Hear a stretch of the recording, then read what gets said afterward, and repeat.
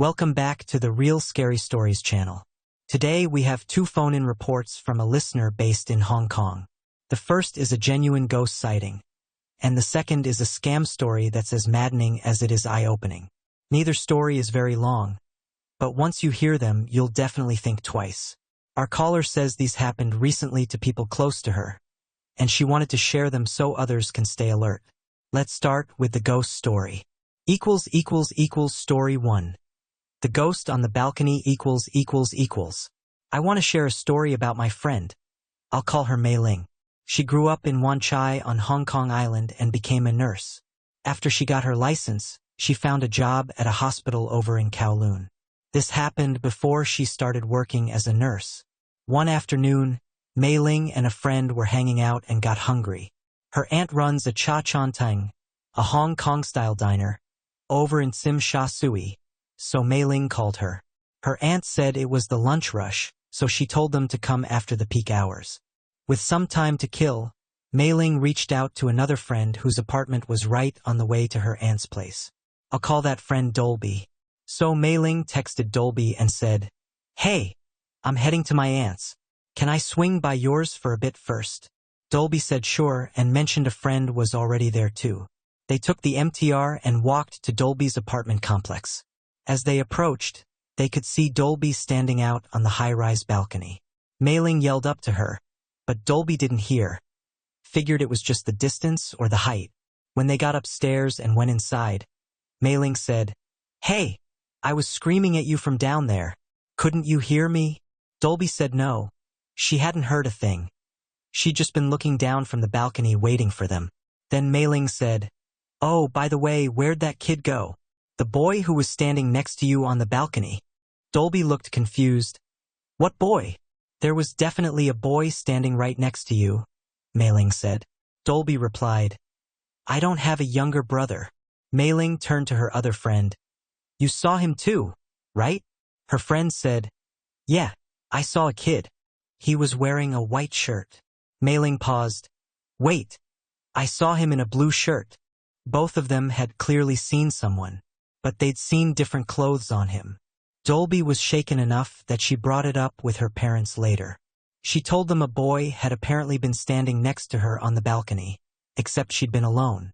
That's when her parents told her something they'd never shared before. Before Dolby was born, her family had a younger son. One summer, the family went to Sai Kung for a beach outing and he drowned. Dolby had never known about him. I heard this story secondhand and it still gave me chills. Since that day, Mei Ling has become much more spiritually aware. She follows a spiritual medium who works with ancestral spirits, and she takes the guidance seriously. Story 2. The Toy Gun Con . The second story is about my other friend. We call him the Magician. Magic was his dream growing up, but it's not exactly easy to make a living as a magician in Hong Kong. So now it's just a hobby, and that's what we call him among friends.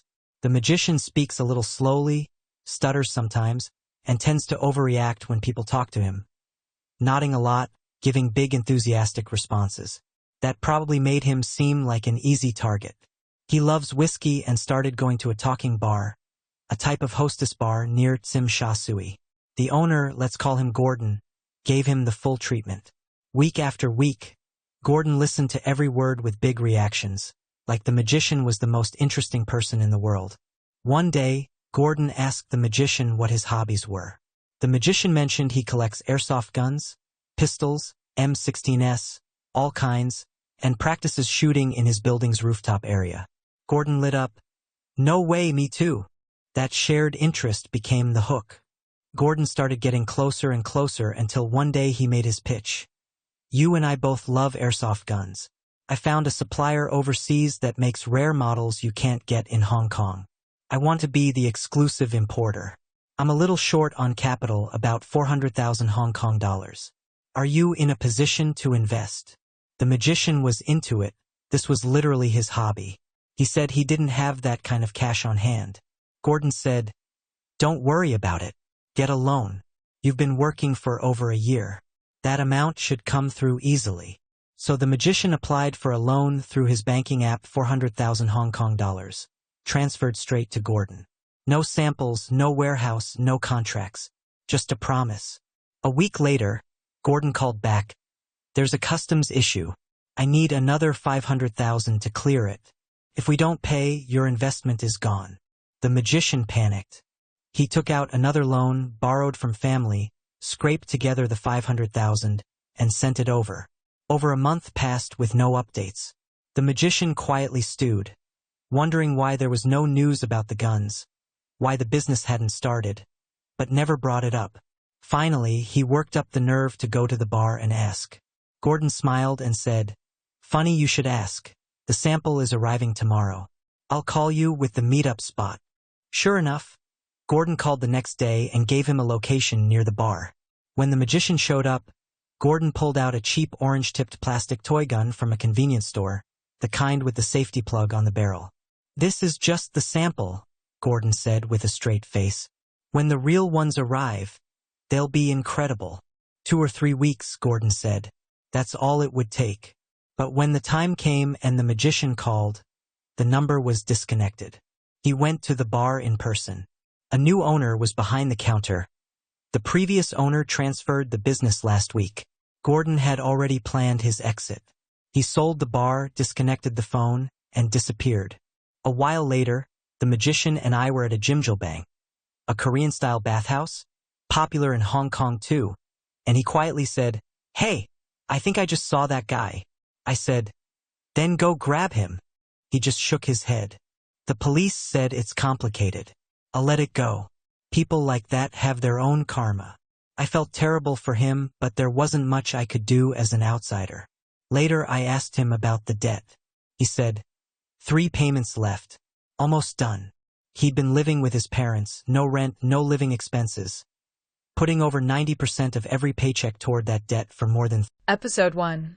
A chilling elevator story. A friend of mine used to work at a security company, and this happened during his night patrol rounds at one of the buildings he covered.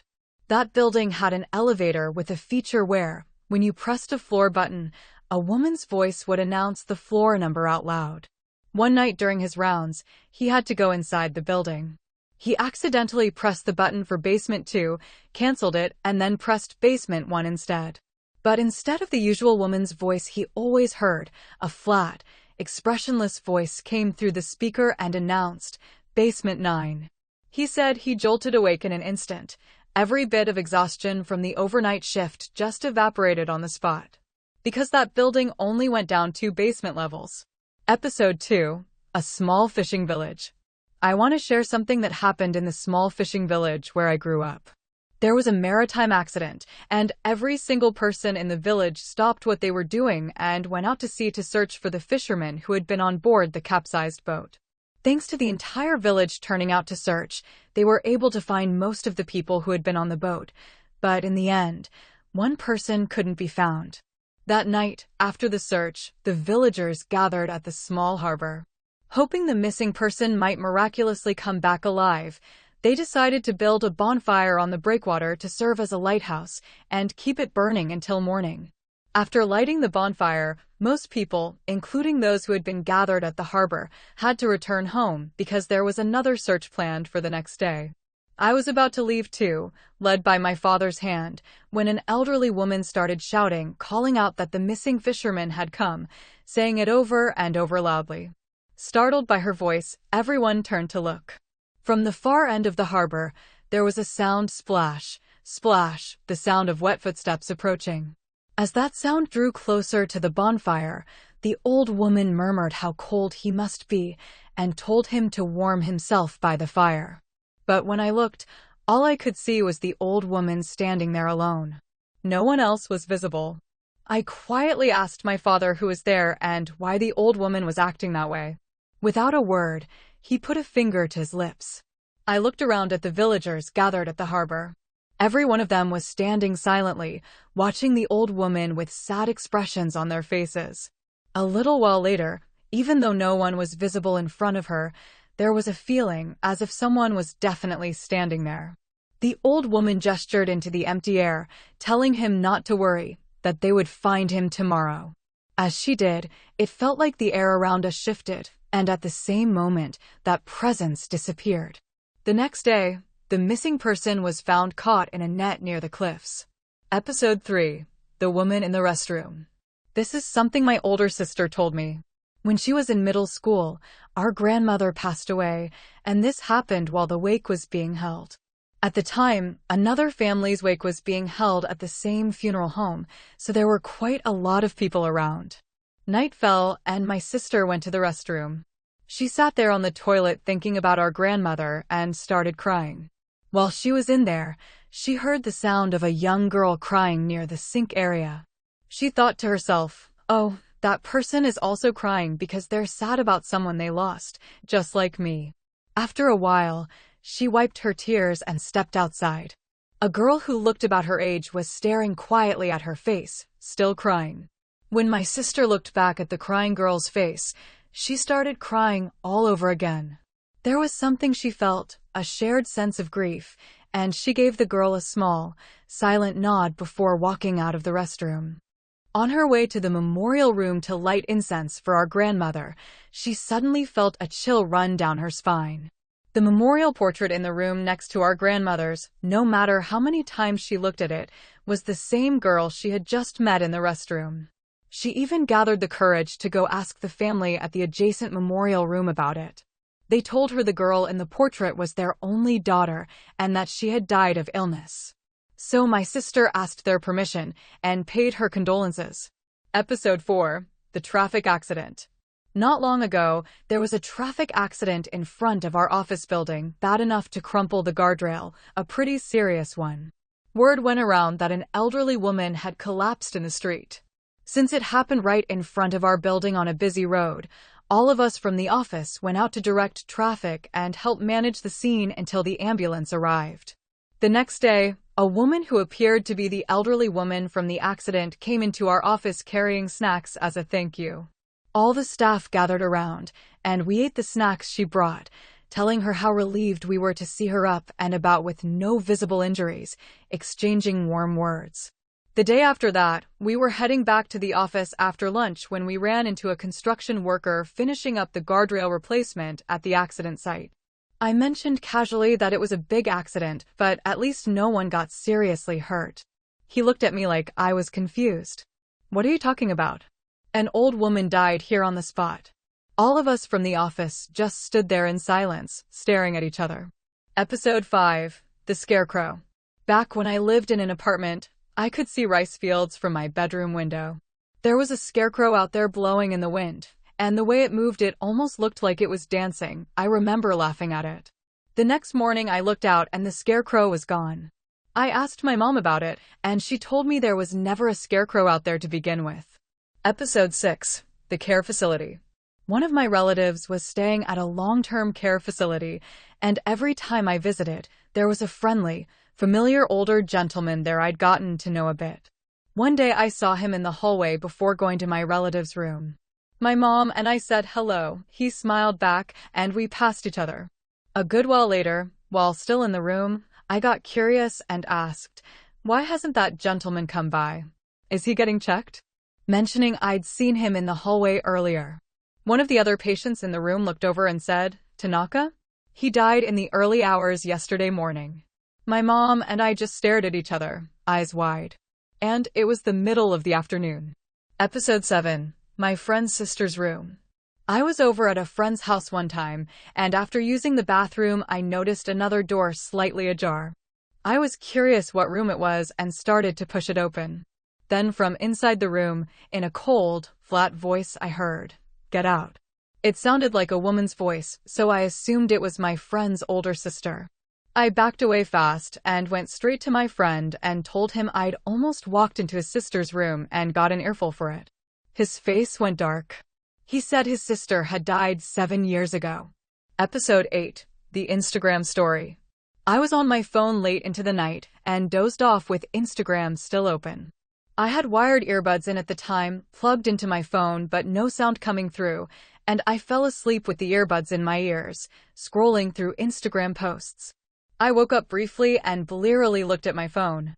A man's voice, smooth and pleasant, like a podcast or ASMR, was reading the Instagram captions out loud. It was coming from inside my ears.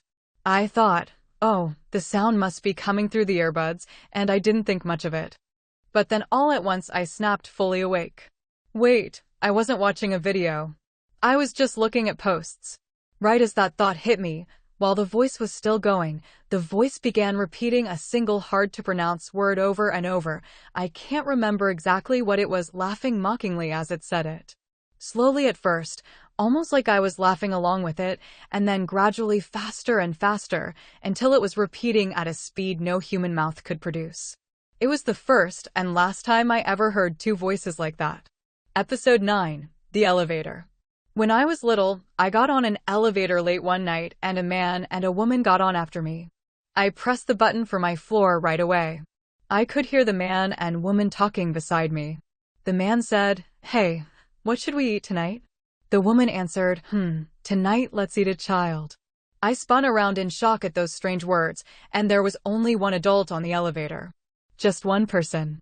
I looked up at their face. It was an older man wearing heavy makeup like a woman, and his mouth was stretched open in a wide, ear-to-ear smile. Right then, the elevator stopped at my floor in Yokohama, and my mom was there waiting for me. I ran into her arms and pointed inside the elevator, trying to show her the strange man. But there was no one inside the elevator. Looking back now, I wonder if I was dreaming, but the woman's voice was so unsettling, I can't shake it from my memory. Whether the child she said she was going to eat was referring to me or not, it still gives me chills. Episode 10. Hide and Seek. This happened when I lived in an apartment in Nagasaki. We were on the 14th floor of a 15-story building. One night, I was coming home late after studying at school and was heading up the stairs, first floor, second floor, third floor, when I heard something behind me. I turned around and there was a small child standing there. I talked to them. "What are you doing here?" The child answered, "I was just walking up the stairs because I was bored." So I asked, "Want to hang out together?" The child nodded eagerly and said yes. We went to the playground and played tag. The child was it. I hid inside a fire hose cabinet in the apartment building. After a while, I could hear the child's voice in the distance. I strained to listen carefully, and the words made my skin crawl. "Where are you? Where are you?" And then, over and over, "I'm going to kill you. I'm going to kill you. I'm going to kill you." After that, I have no memory of anything. When I came to, I was on the stairs going up to the 4th floor. I had definitely been inside the fire cabinet. Episode 11. The Ghost in the Master Bedroom. One day my father came home absolutely exhausted, showered right after getting home, lay down in bed, and fell asleep almost instantly. At some point while he was sleeping, someone took his hand. He assumed it was my mother and kept sleeping. When he woke up, he found that my mother had actually been sleeping out in the living room that night and had never come into the bedroom at all. He said it gave him the creeps. The next night, he was fully pinned down in his sleep paralysis, and saw the figure of a ghost right in front of his face. A woman he'd never seen before in his life. When he woke up and told my mother and younger sibling he'd seen a ghost, they both said, matter-of-factly, that there had always been a ghost in the master bedroom that looked like that. Sometime later, my father brought it up again, and both my mother and siblings said they had never said anything like that. I was right there when they said it. I heard it too. Episode 12. The Rocking Chair Found in the Street. Someone's mother found a rocking chair that had been thrown out on the street. It looked perfectly fine, so she took it home. A few days later, she started aching all over her body. A friend of hers came to visit her, and the moment she stepped through the front door, she said, "Something's wrong in here," then held up 7 fingers. The woman asked, confused, what she was doing and what that meant. Her friend said, "That chair has killed 7 people. Throw it out right now. The aching and pain you've been feeling, that's all because of it."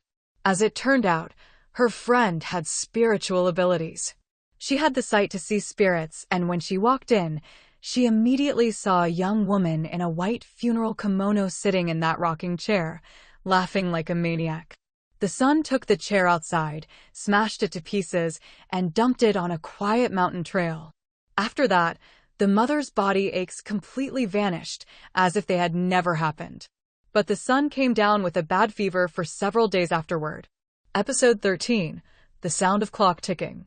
A while back, a woman in an online chat group mentioned that her apartment had no clock in it, but every night without fail, she could hear a loud, rhythmic ticking sound, like a clock's second hand. I didn't think much of it at the time and just suggested she look around in case there was a clock hidden somewhere she hadn't noticed. Then one day I happened to come across a video online that mentioned something that sent a chill down my spine, that ghosts sometimes enjoy mimicking the sound of ticking clocks. I went back to the chat to reach out to the woman who'd mentioned it, but she had already left the group and was gone. I wonder if she's still living in that place. And then it hit me, come to think of it, the place I used to live in had unusually loud clock ticking too. Which is strange because I don't think we had a clock in that house either.